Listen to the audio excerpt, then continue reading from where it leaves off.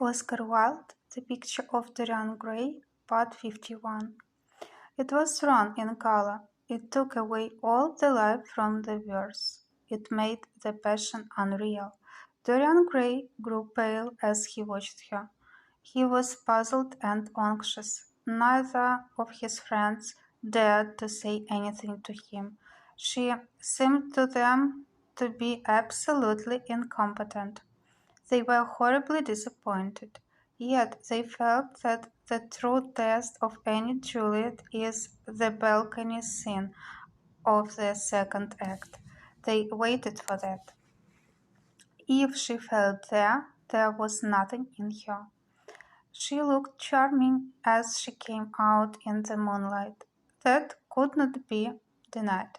But the staginess of her acting was unbearable, and grew worse as she went on.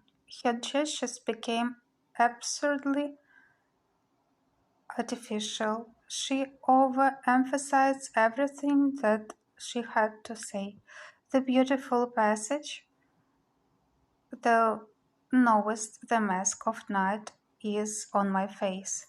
Else would a maiden blush bepaint my cheek, for that which thou hast heard me speak tonight," was declaimed with the painful precision of a schoolgirl who was being taught to recite by some second-rate professor of elocution.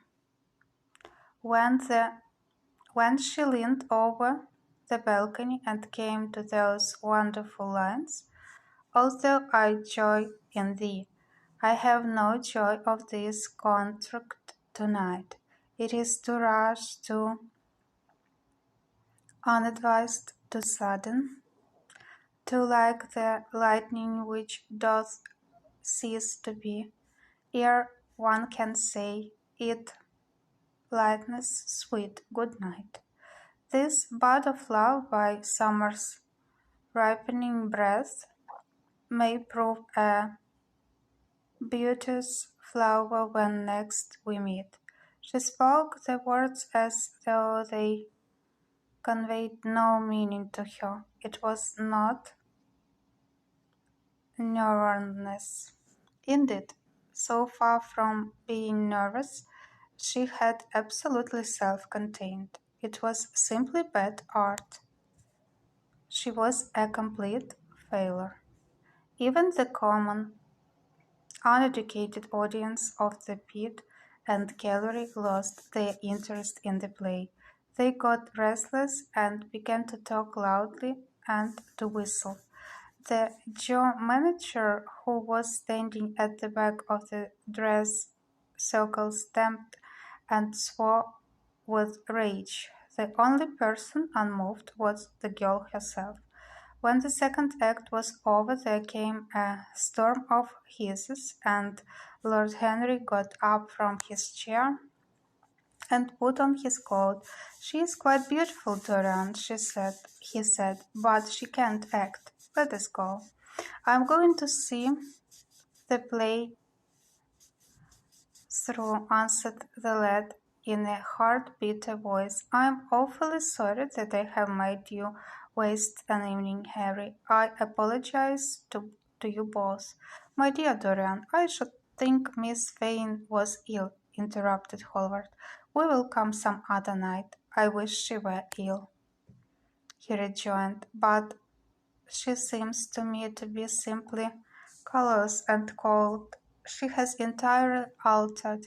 Last night she was a great artist. This evening she is merely a commonplace, mediocre actress." "Don't talk like that about anyone you love, Dorian.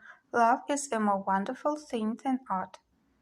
They are both simply forms of imitation," remarked Lord Henry. "But do let us go. Dorian, you must not stay here any longer. It is not good for one's morals to see bad acting. Besides, I don't suppose you will want your wife to act. So, What does it matter if she played Juliet like a wooden doll? She is very lovely, and if she knows as little about life as she does about acting, she will be a delightful experience. There are only two kinds of people who are really fascinating: people who know absolutely everything, and people who know absolutely nothing. Good heavens, my dear boy, don't look so tragic.